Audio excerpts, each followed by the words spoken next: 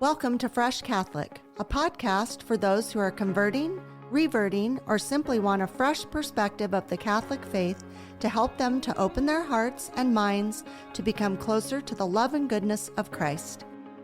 My daily prayer is that I will be a bright light to others, to be filled with the love and light of Christ, so that when people look at me, they see Him radiating out from me for His glory. Hello and welcome. I'm Lori Balderas, and I'm so happy you're here. You're not going to believe it, but I'm by myself today. I have had guests for weeks on end, and I'm so happy and blessed that that happened. And so it's just little old me, little Lone Ranger here all by myself today. So anyway, I want to talk to you today about how your Lenten journey went and how mine went. And this is coming out, this episode will be coming out on the Monday of Holy Week, which is our most reverent week of the year. As Catholics, we really, value this part of our faith story. And there's so much to Holy Week. There's so much to, the story of how Jesus started off with Palm Sunday, this triumphant entrance into Jerusalem, and ended up, at the end of the week on the cross. So I think this week is just so meaningful. And I think, leading up to it in Lent, as we do, we all have our own journey through Lent. We all have our own goals and our process. And sometimes we're successful at it. Sometimes we might feel that we failed. But however Lent went for you or for me, we'll discuss that in a little bit. I have a couple of things I wanted to talk about first, and then that's what we're going to be talking about in this episode. So first of all, like I said, I feel so happy, honored, and blessed that I've had so many guests lately. They're mainly authors. They all have amazing books that I really encourage all my listeners to look up. You can go back in the show notes. If you haven't listened to those episodes, go back and have a listen. They're really well done episodes. I really think my guests are very talented people, and I've read these books. They're really well done. They all have a different take on Catholic stories, and like I've said in other episodes, that I think we're in need of good Catholic books, good Catholic movies, good Catholic stories. And so I read these books. I think if you go back in the show notes, there should be a link where you can order them and make this a part of your reading list. Summer's coming. You could have a Catholic summer reading list. So that's one thing I wanted to say. I really thank all my guests for coming. I'm looking forward to future guests coming on. This is a little in between for Holy Week. And so I wanted to get that out of the way. Also, now's the time to go back and check out the series Charles Merritt did on our website about Holy Week. I suggest you listen to a different episode every day of this week. That would be really meaningful. And it's also a very well done series. I think sometimes when we do these different events in the church, we do them because we do them out of habit. Or we say, oh, it's Holy Week, so we're going to go to these different masses or these different events. And you might not really know why you're doing what you're doing. And that's okay. It's okay to admit that and say, gosh, I'd like to learn more about the Chrism Mass. I'd like to learn more about, Good Friday. And why do we do these things? And what's the meaning behind them? So Charles Merritt really breaks it down in such an informative way, like he always does. And so if you listen to it at the beginning of Lent, great. But now go back and listen to it in a more precise way. So I really encourage everybody to do that. And let's see, I'm thinking that Some people have been off social media during Lent. Some people do that. They say, I'm not going to, do certain things. And sometimes the first thing to go is their social media. So if you did that and you don't realize, I did Fresh Catholic 40 days of Lent, and I did little tips on things to do throughout Lent. So if you didn't have a chance and you weren't, doing social media, you can go back and watch them. They're all very short, and maybe it'll give you some good ideas for next year. I'm pretty sure I'm going to be doing Fresh Catholic 50 days of gratitude for the Easter season. So as I'm recording this, I haven't started that yet, but now this makes me accountable to do that. So I know that people enjoyed that when I've done that before. So I think we should all be grateful after Lent. And so, thankful and grateful that our Lord has resurrected, and it's a new life, it's a springtime. And so I like to be grateful, and maybe that'll help people to have a more positive, grateful attitude in these kind of sketchy days and kind of grumpy days people have sometimes. So anyway, that all being said, like I said, I'm looking forward to the Easter season, looking forward to some new fresh things coming to Fresh Catholic and my own personal life. So anyway, I'm going to take a quick break here so that we can come back and talk about our Lenten experience. We will be right back. Have you ever wanted to witness the miraculous and walk where saints have walked? This is your chance. Join me, Lori Balderas, host of Fresh Catholic Podcast, and Father Matthew Miguel as we walk with you through Italy's most sacred sites.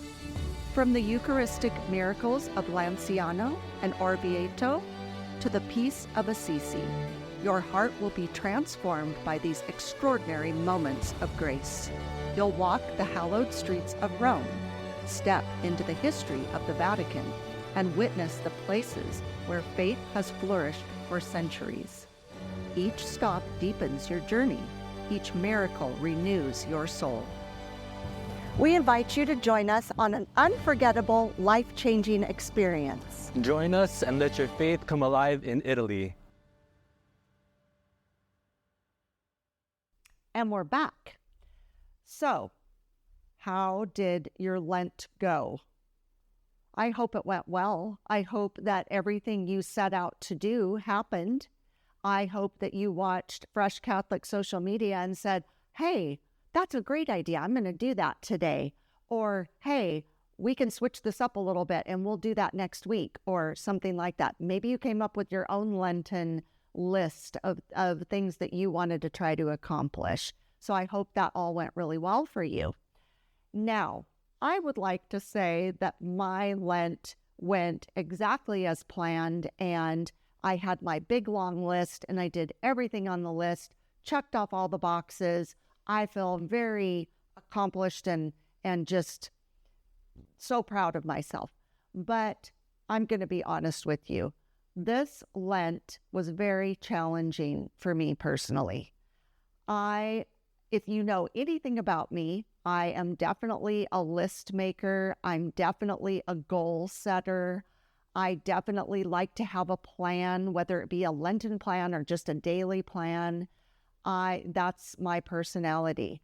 I like to come up with some really good things that I can sink my teeth into, or things that I can really get behind and really think, oh, I'm going to do this because this is going to be the outcome. And at the end, this is how I'm going to feel, and I can encourage other people. And that's typically how I am. But to be honest with you, it just didn't go how I was hoping and how I planned. And it's really hard when you set out with a good attitude and a good idea in anything, but especially at Lent, when you feel like, oh, I failed, or oh, I didn't meet my standards or what I think God's standards are. And it's hard to not be discouraged. It's hard to not feel like a failure.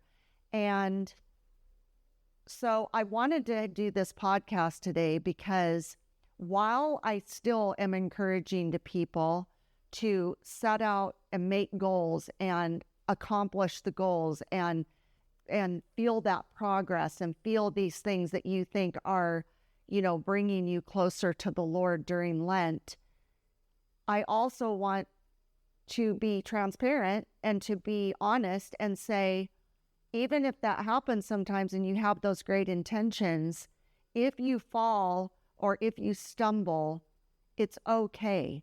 And you need to get yourself back up and brush yourself off and maybe continue on the path you were on. Maybe say, okay, I had a bad couple of days. Now I'm going to jump up, brush myself off, and continue on. And I can do it, and it's going to be okay. Or maybe you're finding that the list you had or the ideas you had were maybe too lofty, maybe too ambitious. Maybe you were setting yourself up to fail and you didn't even realize it. I'm all for good intentions, but if something isn't working, instead of just going, oh, that's it, I'm done, I quit, I'm going to go dive under the covers and wake me up at Easter.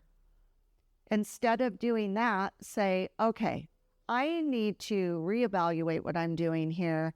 I need to shift gears. I need to maybe venture down a different path altogether. Or instead of this list that was 10 really great ideas, I'm only able to do 5. So which 5 am I able to do? And then do that list. Or let's say you make a commitment and you say, I'm going to pray these different times during the day. And I'm going to pray for an hour each time. But you're finding, oh man, I didn't even pray at all today. Well, instead of giving up, or instead of going from one extreme to the other, say, okay, I'm going to pray 3 times a day, and I'm going to pray for 15 minutes each time.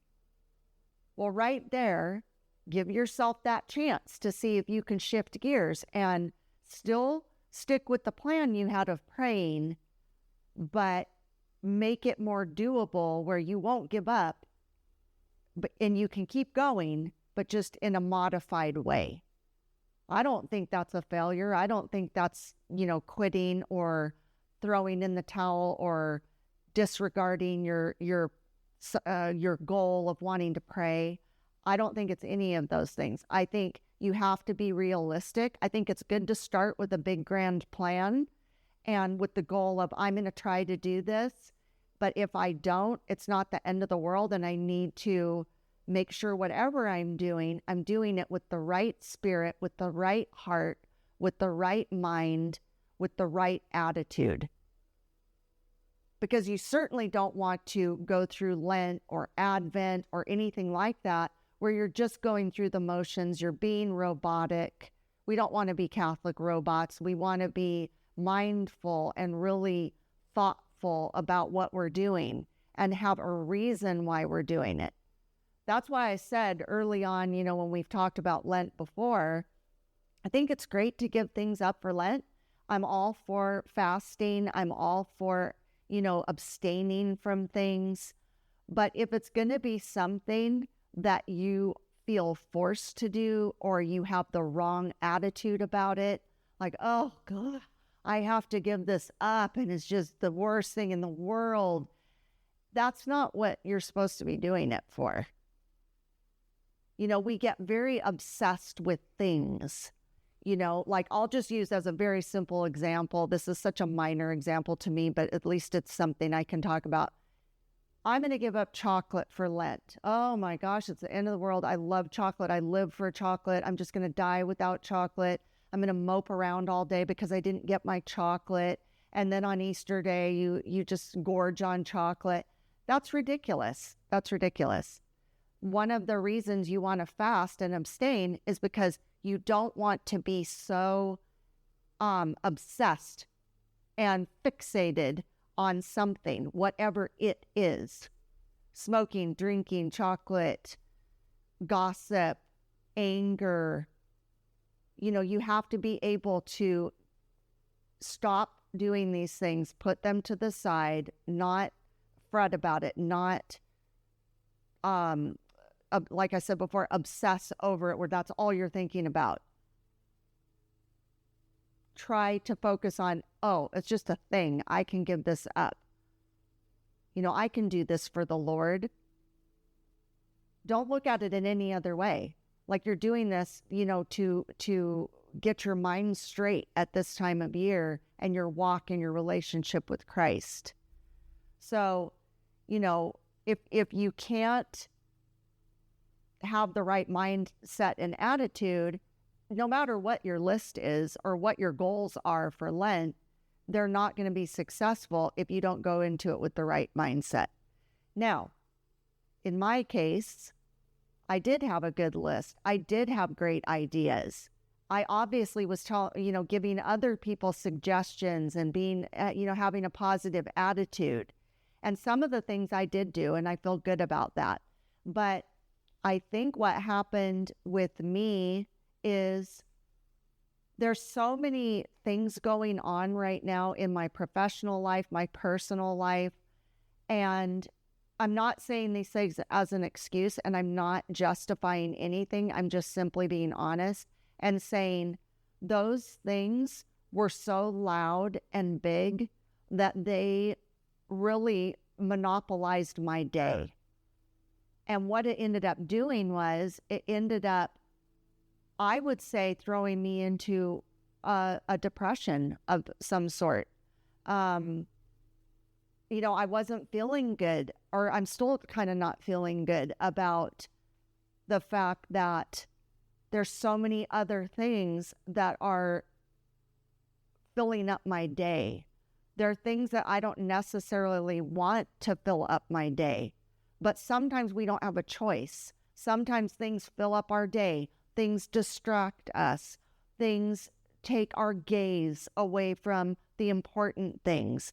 And some things we have to do, and other things we don't have to do. We can choose to eliminate certain things, especially at Lent time, where we can say, okay, I need to put that off. I need to move that later, in a few weeks. I'm not able to give it the time that I need to devote to it. If you're able to do that, you should try to do that. I tried to do that with many things that I felt like, okay, I'm going to set my priorities. Jesus comes first. These Lenten plans need to come first. They need to come up higher on the list.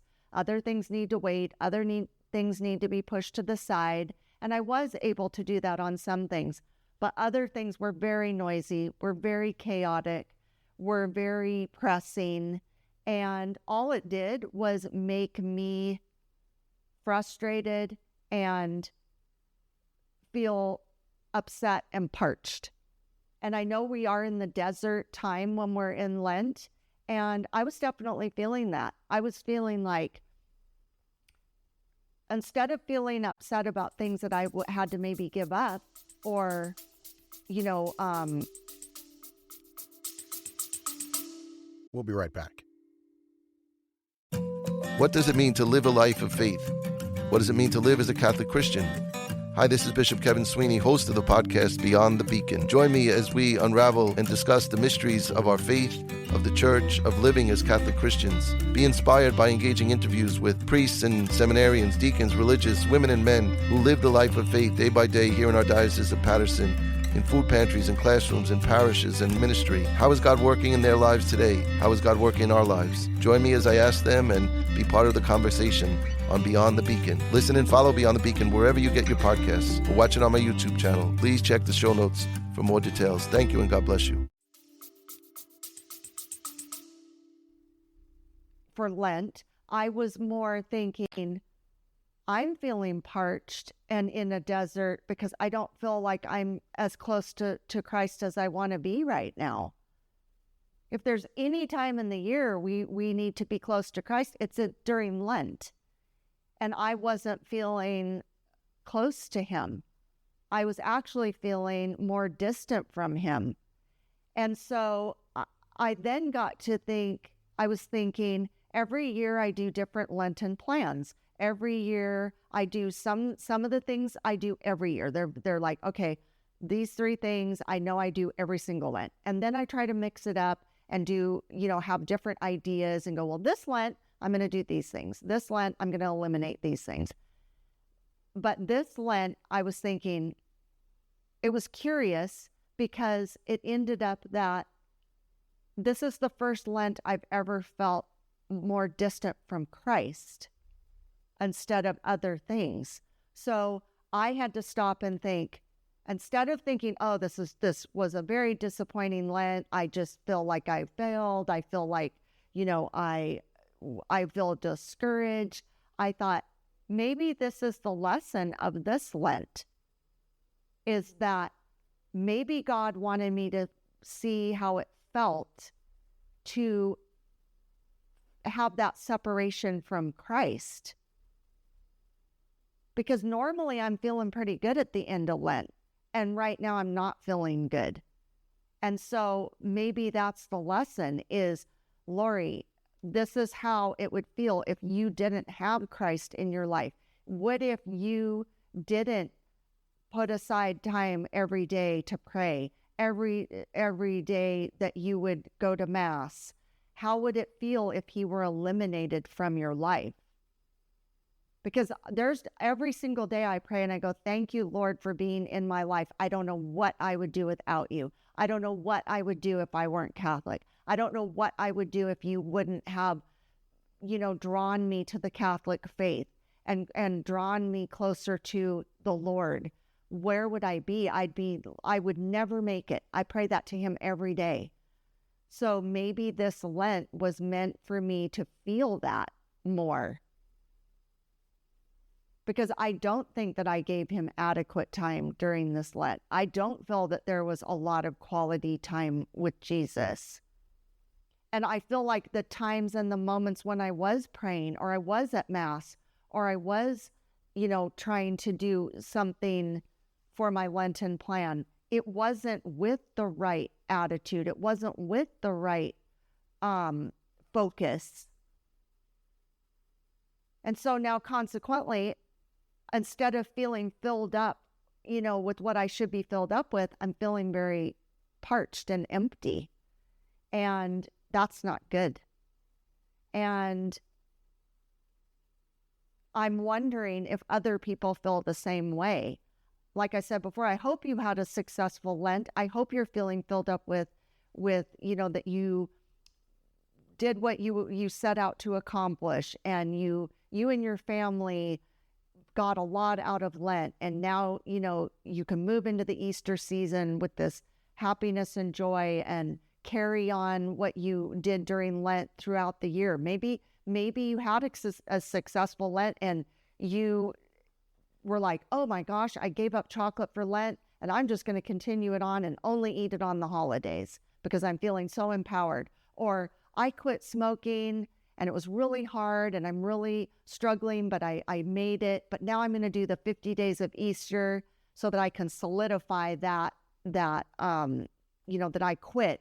And I just really want to make this a life goal, that I just want to end it all together. I hope that's what happened. So I don't want to be a black rain cloud in this, but I'm thinking out of all of my listeners, because I have so many listeners, maybe there's people that are feeling the way I'm feeling. And I don't want this to be where you just feel bad and a failure and that God, doesn't think you love him anymore, or you're just so hard on yourself. We have to remember that I feel like sometimes I'm harder on myself than anybody else is. And even when I think God is disappointed in me or mad at me, or just thinks that, if I think he's thinking those things about me, I have to remember that's not true.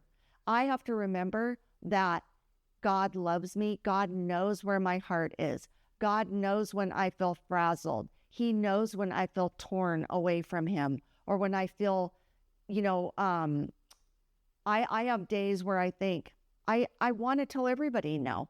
I want to say, no, I can't do that right now. No, I'm not going to do that. No, you're distracting me. I want to go focus on the Lord. I want to block everything out and only focus on Him. I would love to be able to do that. But as we all know, that's not always something that can happen. But I just want to, say to my listeners, I'm here with you. If you had that same experience, we're in this together. I want to encourage you that, it's not a fail.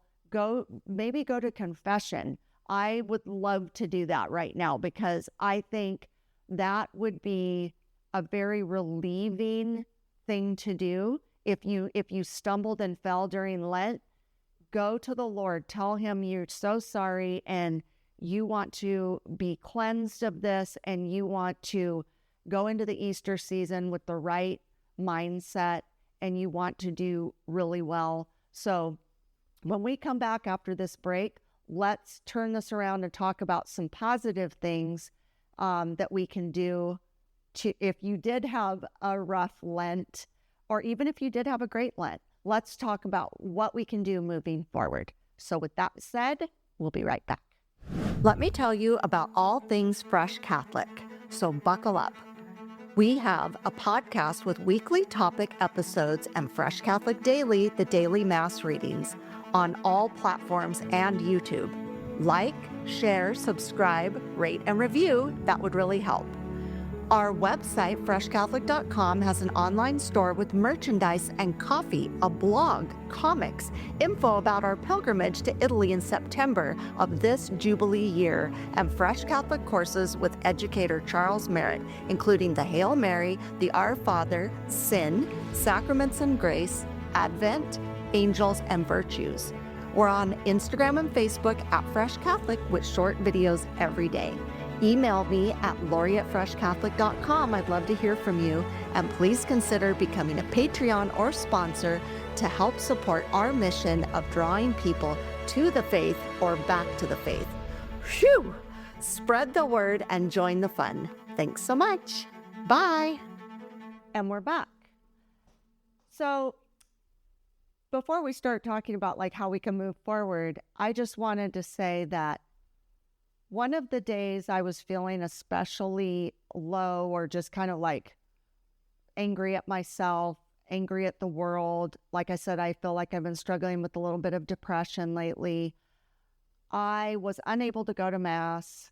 I was unable to go to the Adoration Chapel, and because I was on this strict time schedule that day, and I was just not feeling good at all. And I was trying to pray, but it didn't seem enough to me.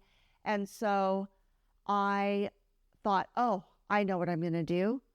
I'm going to go sit in front of the tabernacle in my church. And I went in and knelt down.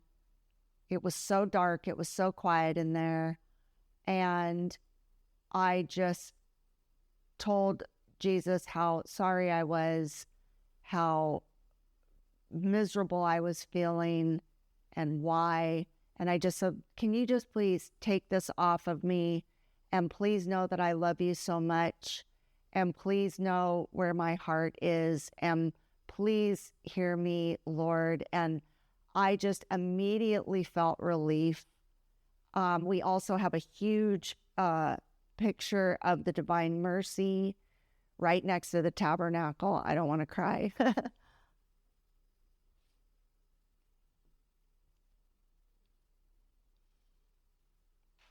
But I just knew He was there, and He was hearing me, and He was understanding, and He knew that I wasn't feeling good. So if you can't go to Mass or you can't go to adoration, always know that you can. I would hope your church is open and you can go sit in front of the tabernacle and know that Jesus is always listening. If you can't do that, always know you can pray. Always know He's listening. You can take a minute to do that. And if you ask Him to help you and you ask Him to relieve you, my experience is it's instantaneous. And I feel like a load is off of me. He will always take that load off of you if you ask him to. And then set aside a time to go to confession, because that's the best place to just get right with God, and you can start fresh and move forward. So sorry, I didn't want to do that, but I'm just having a hard time.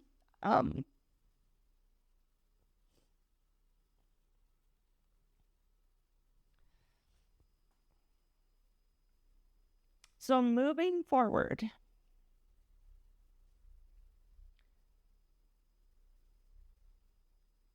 I think it's good to look at what didn't work for your Lent. Maybe document it. Make a list of, this was what I wanted to do, this didn't work, and try to kind of figure it out. Figure out, why didn't it work? Was it something you were doing that made it not work?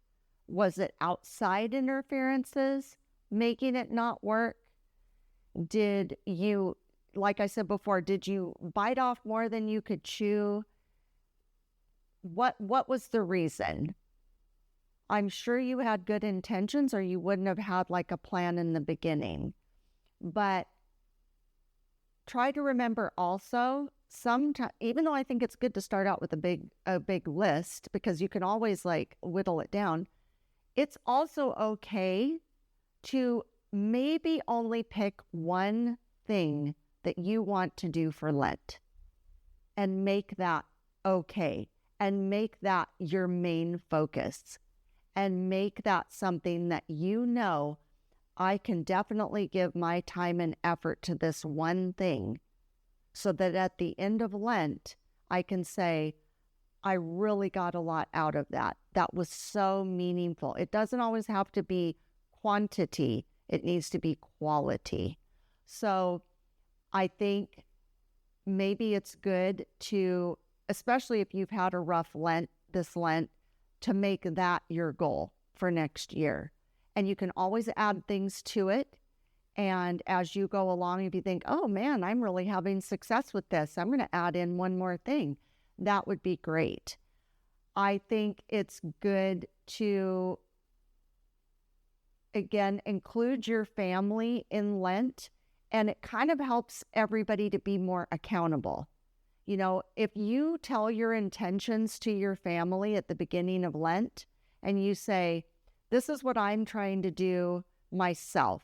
Like, let's do these things as a family, but this is what I'm trying to do myself. So again, use the chocolate analogy. I'm trying to give up chocolate for Lent. Please don't offer me any chocolate.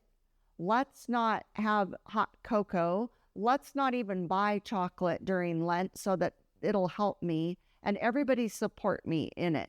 Because if you have people that are sabotaging you, then that's not right. That's not good. We all want to be supportive of each other during Lent. So sometimes if you have something that you're really struggling with and you let other people in on it, they can help you through that. You know, that's just kind of a thing that you should be doing anyway. But during Lent, that's a really good way to help each other out. And I think,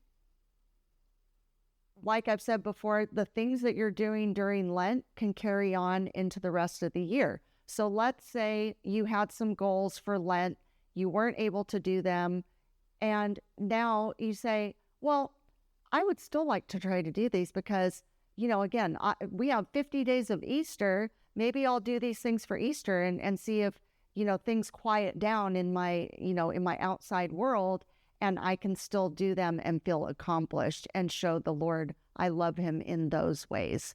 So I don't want people to feel defeated. I don't want people to feel that this broke their relationship with the Lord. You know, I think we need to figure out, why do we choose the things we're choosing for Lent? Are we doing the things that we choose to become closer to Christ, to try to prove to ourselves that we aren't obsessed with other things? Do we do things just because we're supposed to, and like, again, like a robotic thing or something? It's like, well, my mom wants me to give up chocolate, so that's what I'm going to do. But you're not, you know, that doesn't have any meaning behind it. What are your intentions of why you're doing what you're doing? Maybe try to figure out, what you really want to do that's going to get you closer to the Lord. Also, I'm a big believer in, instead of just eliminating things at Lent, you add things in. You say, okay, well, I'm going to start doing this more.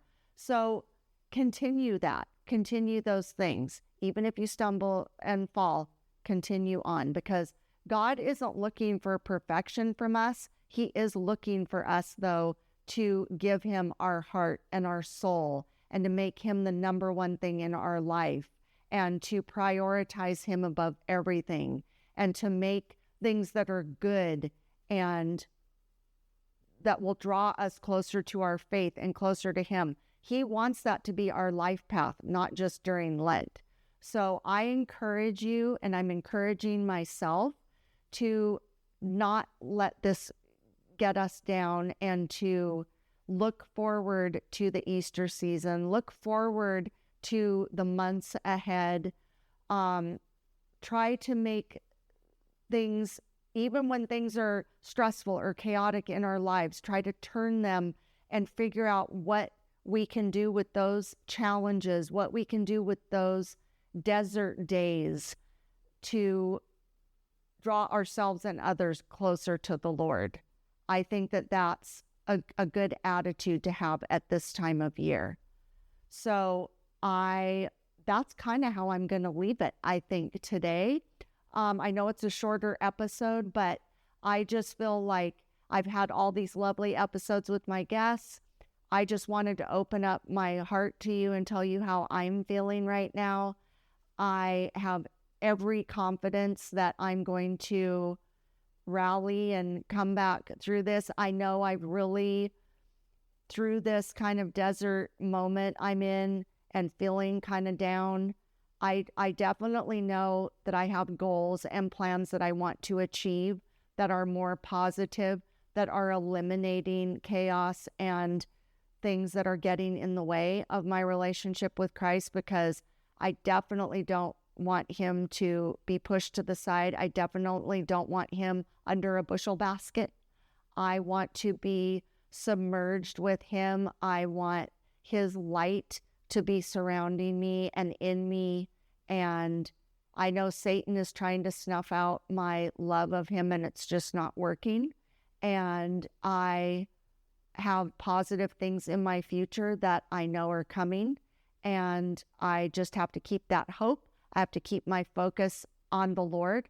I have to keep my heart open to him and know that he's watching out for me. He loves me, and he wants me to feel more at peace. So I also pray that for all of you. Let me know how your Lent went. Send me an email, Lori@freshcatholic.com. Let me know how your Lent went. Let me know what worked, what didn't work. Like I said, go listen to the Holy Week series by Charles Merritt. And I hope you have a wonderful Holy Week. I hope it's very meaningful to you. I hope you are filled with love and light on Easter, and just, feel that spirit of resurrection and new life on Easter Day and throughout the Easter season. So thank you for coming today. Thank you. Love you. Bye. Thank you for joining me today. Now go out and be a bright light in someone's life. And remember, be focused, be faithful, and be fresh. Fresh Catholic is produced, edited, and recorded in Ventura, California.